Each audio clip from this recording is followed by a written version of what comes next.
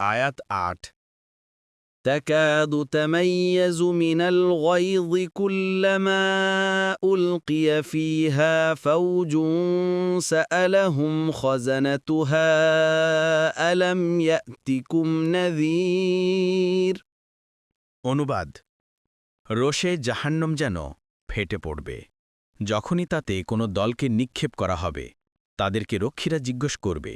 তোমাদের কাছে কি কোনো সতর্ককারী আসেনি আয়াত ৯ قالوا بلى قد جاءنا نذير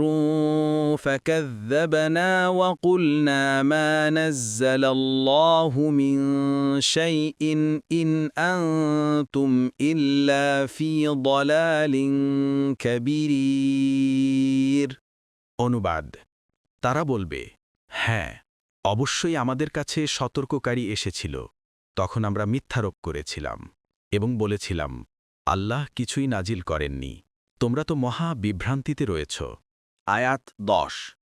وقالوا لو كنا نسمع أو نعقل ما كنا في أصحاب السعير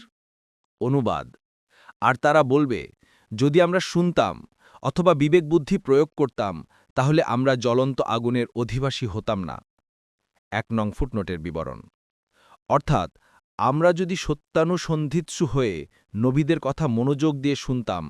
অথবা নবীগণ আমাদের সামনে যা পেশ করেছেন তা আসলে কি বুদ্ধি বিবেক খাটিয়ে তা বুঝার চেষ্টা করতাম হাদিসে এসেছে রাসূলুল্লাহ সাল্লাল্লাহু আলাইহি ওয়াসাল্লাম বলেছেন যতক্ষণ পর্যন্ত মানুষ তাদের অপরাধের ব্যাপারে নিজেদের উপর দোষ স্বীকার করবে না ততক্ষণ পর্যন্ত তাদের ব্যাপারে চূড়ান্ত ফয়সালা করা হবে না আবু দাউদ ৪৩৪৭ মুসনাদে আহমদ ৫ নম্বর খণ্ড ২৯৩ পৃষ্ঠা